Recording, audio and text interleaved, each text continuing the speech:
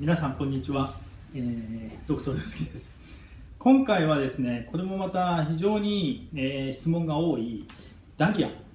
これの、水揚げの方法と、それから長くの持たせ方、非常にダリア自体はですね、ブライダルでも使われているし、仕事用っていうのがメインなんですけど、一般家庭でやっぱり飾っていただくためには、どうしてもこの花持ちを今よりも伸ばしてあげなきゃいけないわけですね。でそれの方法をご紹介したいと思います。それでまずダリアの特徴なんですけど、どうしても開花した状態で皆さん買います。本来は当然のごとくつぼみがあって、それがだんだん開いてきて、それで終わるっていうのが花のスタイルなんですけど、ダリアはもう皆さん買った時、これも実は、昨日購入したやつなんですけども、すでに開花してます。でこの状態で買うのでどうしても寿命が短いし、ダリア自体は、畑でも実はそんなに持つ花ではないんですね。もともと持たないものを無理くり持たすってことはちょっと難しいので、なるべくそれでも畑に近い状態で、少しでも長く飾る、その方法ですね、ご紹介したいと思います。まずですねダリアを、購入してくるんですが、本来はこの輸送から、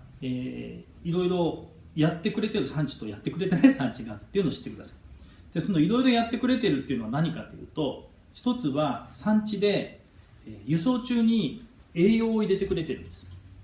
で糖を入れて、糖と抗菌を使ったお水で輸送してくれている湿地式の産地さんで、これがまず一つ持つ一つの秘訣なんですね。でもう一つは産地でこのお花に持つ処理をしてくれている。で例えば、ミラクルミストとかフィニッシングタッチとか、それからもう一つブロバサスってちょっと難しい言葉の薬剤なんですけど、そういったものを事前に処理してくれている産地で、これ箱に書いてたりもしますのであと、担当者一番のそういう方からちょっと聞いてみてください。それだけでもダリアの持ちはすでに違ってきます。であとは皆さんが購入してからどうするかっていうのを実際に今やります。でまずうちのお店のやり方ですけど、準備するものはフィニッシングタッチです。まずこれを一つ準備してください。それから使うお水、ダリアに使うお水、これはダリアって花の中でもものすごく糖を消費するんですね。大好きなんです。ですから通常のお花屋さん用の切り花用剤、それを使うのもありなんですけど、可能であればこれ消費者用のバラの薬剤なんですね、切り花用剤で。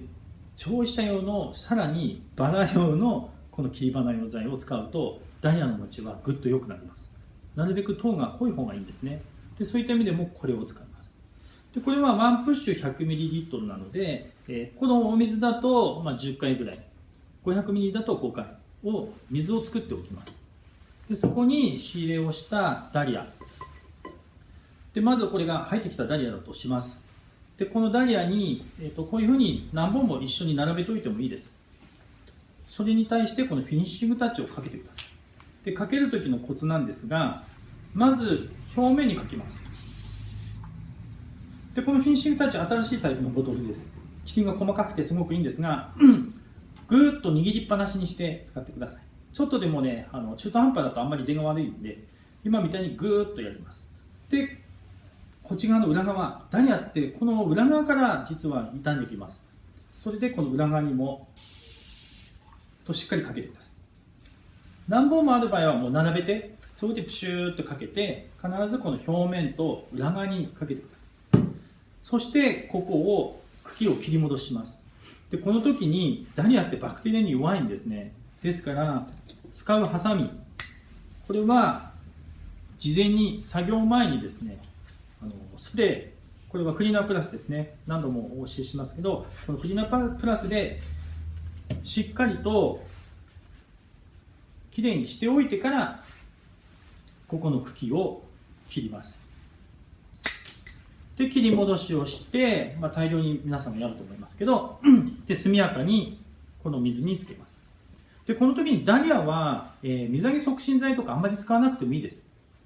比較的ですね、ダリアって水が上がりやすいんですね。でここに作ってあった先ほどのこういったお水、切り花用剤を使ったお水は、水揚げの促進効果もあるし、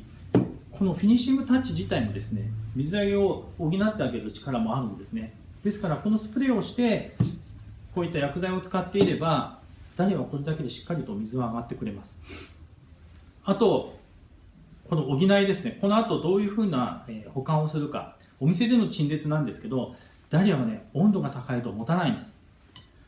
もしキーパーがあれば必ずキーパーにダリアは入れてください。あとお店でもなるべく涼しいところ、そこに飾ってあげると、ダリアっていうのは非常に長く楽しむことができるし、お店でお客さんに売るまでの間もいい状態でお店で、保存できますので、ですから必ず温度の低いところで飾っていただければと思います。でそうするとかなり持ちます。ただそれでもですね、お客様に買ってってもらった時に、持つ持たないっていうのはやっぱり心配はあると思いますので、お客様にも先ほど言いましたけど、小袋ありますよね。ダリアを買っていったら必ずその小袋を差し上げてください。でその時に、通常のものでももちろんいいんですけど、可能であれば先ほども言いましたけども、バラ用、お店ではねできればこのバラ用っていうのも扱っていただければと思います。バラ買っていった時にももちろんバラ用ですけど、ダリアの時は本当にこれの方が長持ちしますので、これを一緒に差し上げたり販売したりして飾っていただければと思います。でもう一つ最後のアドバイスなんですけど、ダリアはそれでもやはり終わってきますよね、お花ですから。で全部茶色になって最後は、ちょっと全体的に茶色く終わります。その時にまだ捨てないでほしいんです。このダリアの花弁を全部取っちゃうと綺麗なねグリーン色のちっちゃい花に生まれ変わります。もう額だけが残るんですけどね。でもその姿も実は可愛いので、それをまた見ていただくとお客さん今まで捨ててたと、その新しい顔のダリアをまた見ることができますので、そういうアドバイスなんかしてあげるとより長く1日でも2日でもまたダリアが楽しむことができますので、そういうアドバイスもしていただければと思います。はい、ダリア編以上です。お疲れ様でした。